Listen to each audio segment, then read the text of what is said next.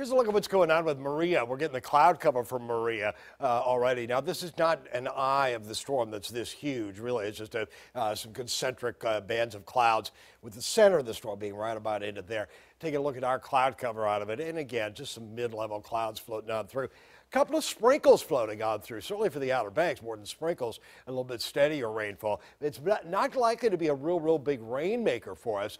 It is going to generate some wind. It is going to certainly generate a lot of waves and rip currents for the areas along the shoreline. And as far as tidal flooding, it looks like it'll be minor at this point on Wednesday afternoon especially. Here's what's going on at 5 o'clock. The latest update we've gotten, 80-mile-an-hour winds moving to the north now at about 7 miles an hour. There's where it is by the overnight hours. Still 75-mile-an-hour winds tomorrow during the afternoon. 75-mile-an-hour winds. It's close enough to the Gulf Stream, so it's still got some warm water out there, so it's holding tough. 75-mile-an-hour winds. But by overnight, tomorrow night, 70-mile-an-hour winds, and into Wednesday afternoon. It's starting to make the turn already, at least just a little by Wednesday afternoon. It's a strong tropical storm. And Wednesday during the day, I think that's when we're likely to see the bulk of the effects, certainly for the Outer Banks, for the Hampton Roads area, lesser effects. But still, it's going to be kind of a nasty day, windy, occasional spritz of rain, nothing big as far as rain. And then by Thursday, this thing is just going to be motoring on off to the east, northeast. And if it holds together as a tropical storm, it'll likely be extra tropical, really just caught up in a strong cold front that's moving on out to sea by that point. So again, this whole situation is likely to move very rapidly coming up by later in the day Wednesday and into the day on Thursday. But it's moving slowly now. There's an upper level low to its west that's helping to kick it on in. These are this is kind of an X-ray this is kind of an X-ray looking within the higher elevation of what's going on into the atmosphere. And there's Lee way on out to sea, a little teeny tiny hurricane right now. It's barely out there. It's not going to affect us whatsoever or anybody.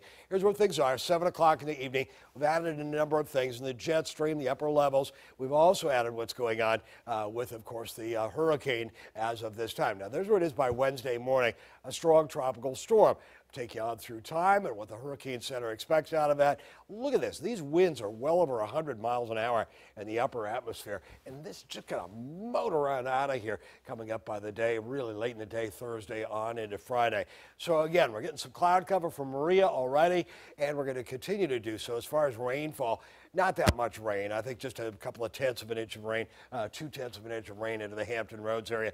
An inch, 2 inches of rainfall going on for Hatteras Island. Here's what things are by 11 o'clock on Tuesday morning. Things are starting to deteriorate, certainly for the Outer Banks. We're going to have cloud cover, spurts of rain for the Hampton Roads area. That's about it. We'll stop it every couple of hours, show you what's going on. And this is the wind for Hatteras. This is the wind for Virginia Beach. There's where things are by 5 o'clock Tuesday, 7 o'clock in the evening. Winds are picking up for the Outer Banks as we are by 9 o'clock at night. And 45-mile-an-hour winds, that implies wind gusts over 50, likely around 55 for Hatteras Island. There's where things are for the Virginia Beach. Not that bad yet.